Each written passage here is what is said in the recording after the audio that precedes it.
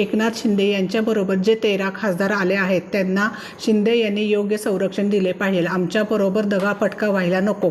शिवसेना काय भाजपच्या दावणीला बांधलेली नाहीत, आम्ही तशी बांधूनही देणार नाही, अशी प्रतिक्रिया शिंदे गटाचे नेते खासदार गजानन कीर्तीकर यांनी महायुतीच्या कथित फॉर्म्युलावर व्यक्त केली आहे. राज्यात महायुती लोकसभेसाठी जागा वाटप 32-12-4 असा फॉर्म्युला ठरल्याची चर्चा आहे.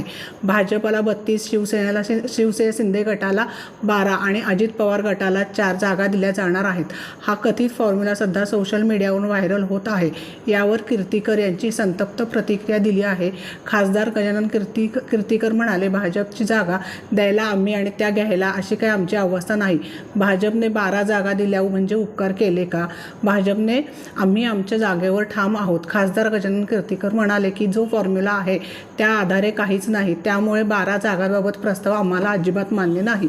गजानन कीर्तीकर पुढे म्हणाले, 2019च्या लोकसभेचा विचार करता आमच्या 22 जागांवर दावा आहे. गेल्या निवडणुकीत भाजपा 26 जागांवर लढली आणि आता 23 जागा जिंकल्या, तर आम्हाला 22 जागा मिळाल्या होत्या आणि 18 जागा जिंकल्या. कीर्तीकर म्हणाले, राज्यातील शिवसेनेची ताकद आणि एकनाथ शिंदे यांचा चेहरा पाहता 2019 प्रमाणेच जागा वाटप व्हायला हवेत. परंतु आमच्या सरकारमध्ये नवीन सहकारी आले आहेत, त्यामुळे अजित पवार गटाला भाजपा आणि शिवसेनेने आपल्याकडच्या काही जागा द्यायला हव्या आहेत, असे खासदार कीर्तीकर म्हणाले. रणनीती न्यूज चॅनलला आजच सबस्क्राईब करा आणि रहा अपडेट.